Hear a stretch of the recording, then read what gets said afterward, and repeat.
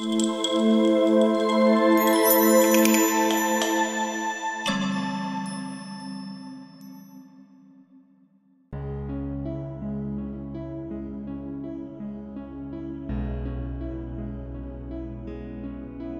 mot politique possède plusieurs significations et connotations selon le contexte dans lequel il est utilisé. La politique peut signifier l'art de gouverner ou la pratique du pouvoir. Politique peut aussi se référer à une orientation idéologique concernant la manière de gérer la société. Politique de gauche, de droite, libérale, conservatrice.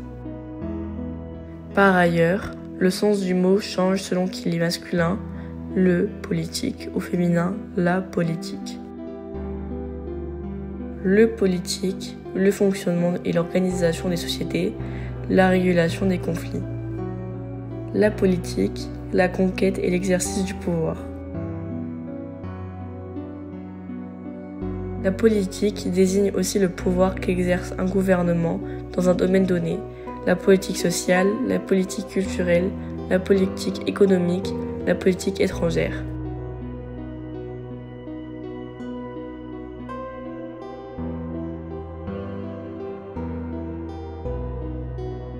Dès l'Antiquité grecque, Platon ou Aristote affirment que la politique ne relève pas seulement de l'action, mais aussi de la réflexion et du savoir. Au Moyen Âge, la réflexion politique est subordonnée à la théologie. Elle rebondit à la Renaissance, avec Machiavel, qui affirme l'indépendance de la politique par rapport à la morale et à la religion. La pensée politique devient alors logique, avec entre autres Hobbes au XVIIe siècle, Montesquieu au XVIIIe siècle ou Tocqueville au XIXe siècle. La pensée politique, jusque-là très philosophique, change à la fin du XIXe siècle et du début du XXe siècle et devient plus sociologique. Influencée par le positivisme et le scientisme, la réflexion politique commence à soumettre les connaissances acquises à l'épreuve des faits. Enfin, au XXe siècle, la science politique devient une discipline autonome, recherchant l'objectivité et la rigueur méthodologique.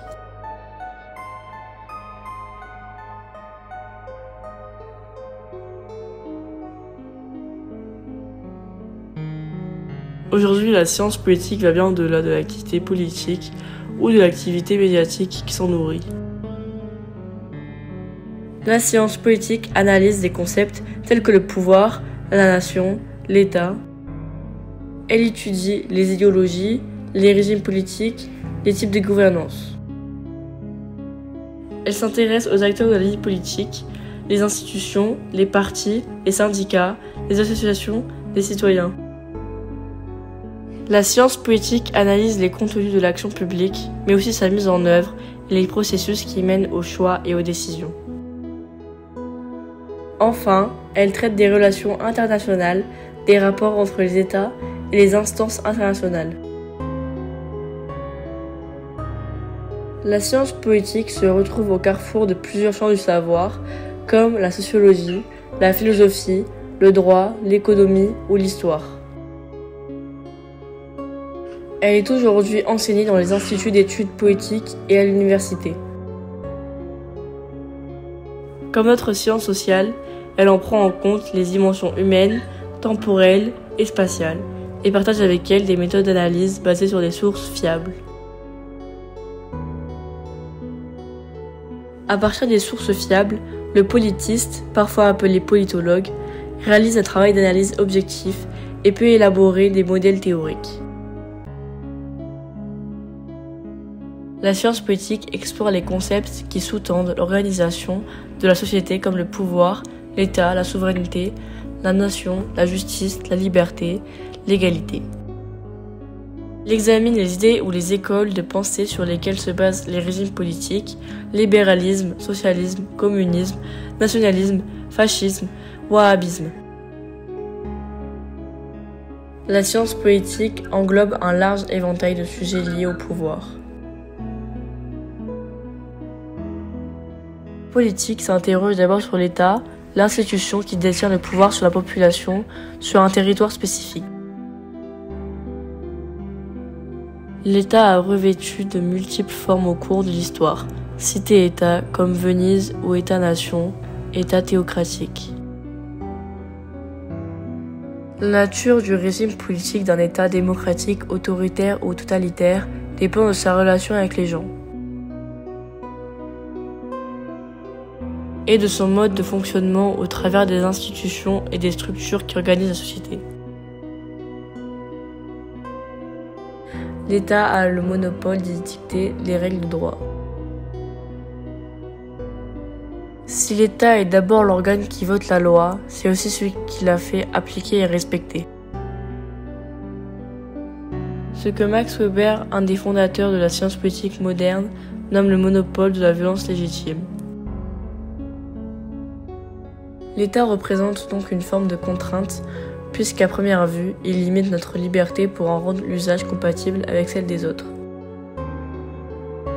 Peut-on envisager d'autres solutions politiques qu'étatiques pour produire et garantir notre liberté? Pour beaucoup, des lois et un État qui les garantit sont inévitables. Éviter que les projets des uns entrent violemment en conflit avec ceux des autres. Déjà, au Xe siècle, dans son livre Léviathan, Thomas Hobbes présente l'État comme une créature au pouvoir absolu à laquelle les hommes se soumettent pour assurer leur propre sécurité. Pour autant, des contre-pouvoirs à l'intérieur d'un État sont nécessaires pour éviter les abus qui pourraient mettre en danger les grandes libertés publiques. Dans les régimes démocratiques, les dirigeants ne sont pas les seuls impliqués dans les enjeux de pouvoir. Outre les dirigeants, les élus, les administrations, les partis, les syndicats, les associations, les lobbies, les médias sont autant acteurs de la vie politique. Si l'action de l'État reste centrale, son intensité est très variable selon qu'il se contente d'être régulateur, qu'il assume un rôle de protecteur ou qu'il décide de tout diriger. Les politiques publiques peuvent aussi faire face à l'action politique collective, manifestations, grèves, mouvements contestataires, révoltes et révolutions. Les mouvements collectifs, souvent accompagnés de violence, pèsent sur les gouvernements et parviennent parfois à renverser les régimes. La science politique s'intéresse aussi aux relations qu'entretiennent entre les acteurs, tant internationaux que locaux. Qu'ils soient publics ou privés, les États, les régions, les villes, les entreprises multinationales, parmi elles, les organisations internationales, les ONG, voire même les mafias, les trafiquants de drogue, d'armes ou d'autres. Elle analyse les puissances relatives des divers acteurs. Enfin, elle étudie les façons de régler les conflits, à savoir la diplomatie, l'arbitrage ou la guerre.